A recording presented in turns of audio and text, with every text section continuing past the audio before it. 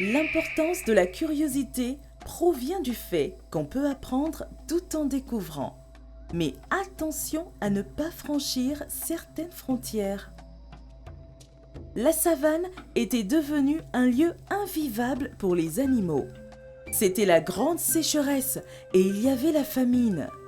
Les animaux voulaient alors partir vivre dans le pays des hommes où, dit-on, que l'herbe est toujours verte, l'eau coule à flot et la nourriture en abondance.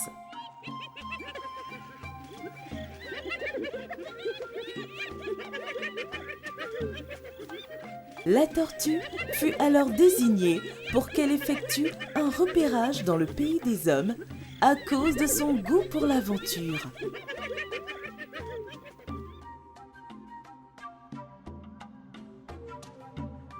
C'est donc avec joie qu'elle accepta la mission qui venait de lui être confiée. La tortue entreprit alors un long voyage.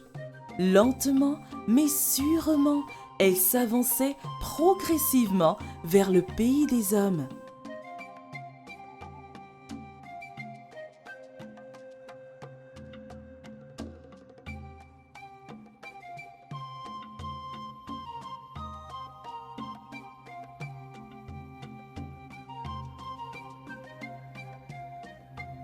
À son arrivée dans le premier village, elle fut bien accueillie par le chef qui lui offrit son hospitalité.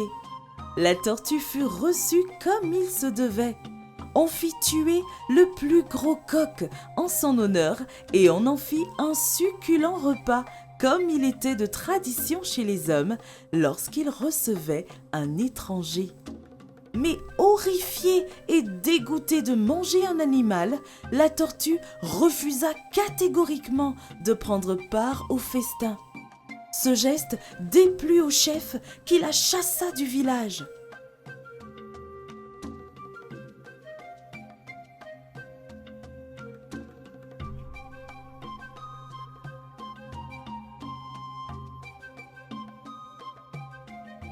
Elle continua sa route et arriva dans un deuxième village.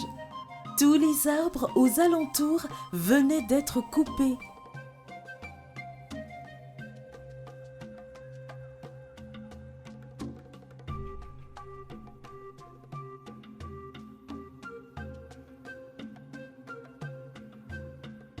La tortue trouva un arbuste qui lui expliqua que les hommes coupaient les arbres pour se construire des maisons et faire des plantations. La tortue continua sa route et arriva à proximité d'un troisième village. C'était un village de chasseurs. Des flèches se mirent à pleuvoir sur elle, mais elle parvint à s'enfuir à temps. Elle était cependant blessée car elle avait reçu une flèche dans sa carapace.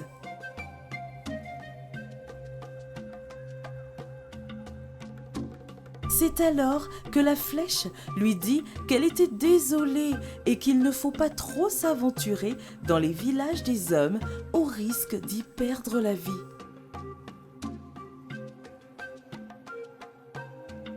Elle rentra donc dans la savane, raconta son aventure à tous les animaux.